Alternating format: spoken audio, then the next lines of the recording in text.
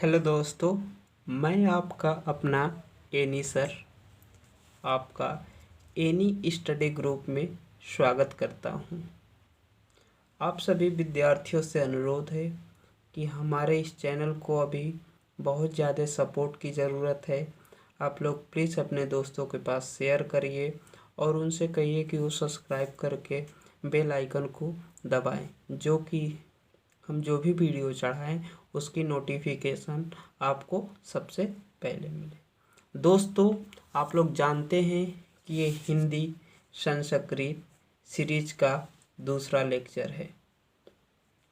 कल मैंने एक लेक्चर आपको प्रोवाइड किया था, वो निबंध पे था, जो कि मैंने 8 टॉपिक दिए थे, उनमें से किसी एक पे आपको निबंध लिखने के लिए आने वाले हैं। तो दोस्तों, मैं उसका पोल करा लूँगा। अगर जिसमें सबसे ज़्यादा पोल आए उसके बाद हम आपको उस पर एक पूरा विस्तार से प्रोवाइड कर देंगे। तो दोस्तों, चलिए हम आज की क्लास से स्टार्ट करते हैं।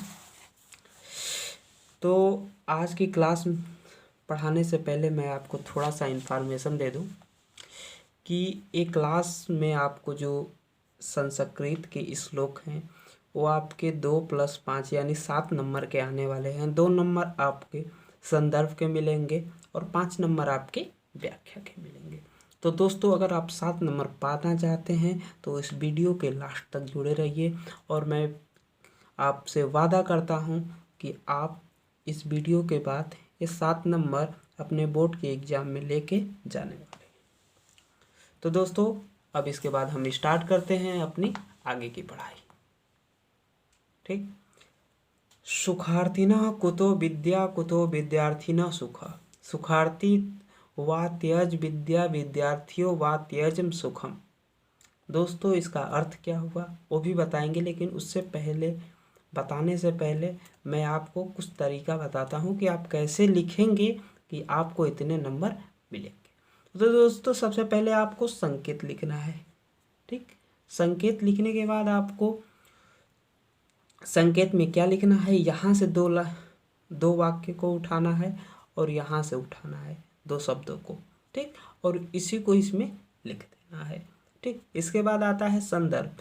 संदर्भ में क्या लिखना है, यह श्लोक हमारी पाठ्य पुस्तक के संस्कृत भाग से संकलित सुभाषी रत्नानी नामक पाठ से अवतरित है। दोस्तों, अगर आप इस श्लोक को छोड़ देते हैं तो आपको शायद 2 नंबर नहीं मिलेंगे। इसके बाद आता है अनुवाद। अनुवाद में दोस्तों आप क्या पढ़ेंगे, देखिए इसी का अर्थ है। एक बार इसको बताने से पहले मैं एक बार इसको फिर से पढ़ देता हूँ। सुखार्थिनः कुतो विद्या कुतो विद्यार्थिनम सुखम।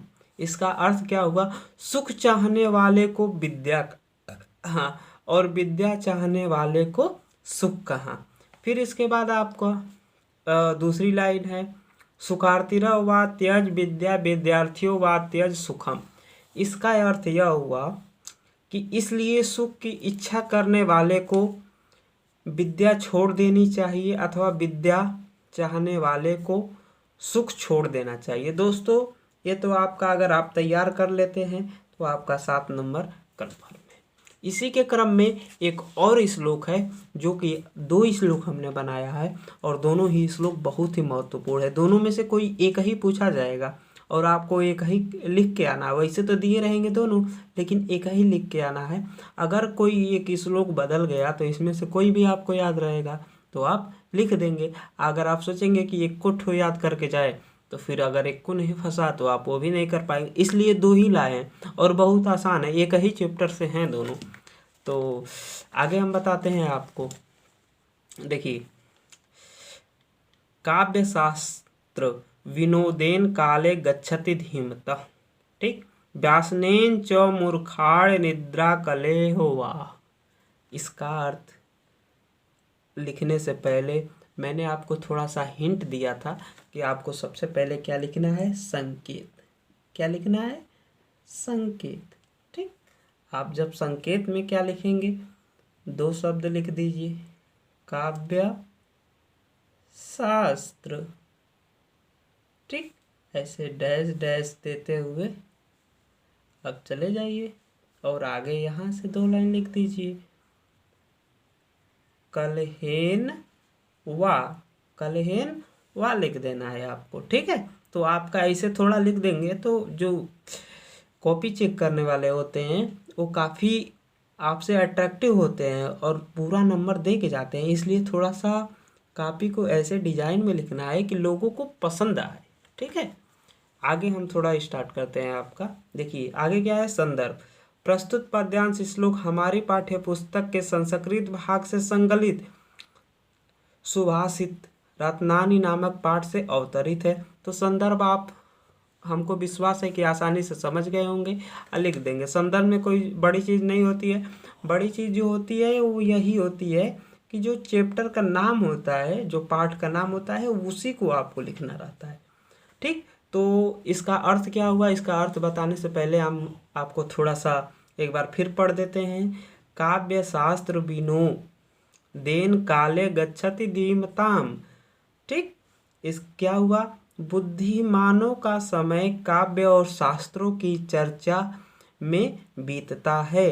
ठीक, दूसरी लाइन क्या है, व्यासनेन च मूर्खाण निद्रा कलहेन वा।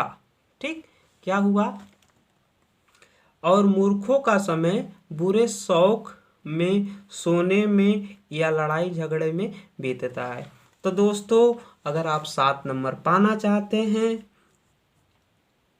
2+5, तो इस वीडियो को आप लोग अपना एक नोट्स बना लीजिए और बार बार देखिए। मुझे उम्मीद होगा कि आपको समझ में आया होगा। और इसी तरह बोर्ड से इम्पोर्टेंट रिलेटेड आपको अगर वीडियो चाहते हैं तो आप हमारे चैनल से जुड़े रहिए और प्लीज़ आप लोग लाइक करिए, सब्सक्राइब करिए और कमेंट करिए। जो भी अगर कमी दिखे तो आप लोग वीडियो में ज़रूर कमेंट करिए।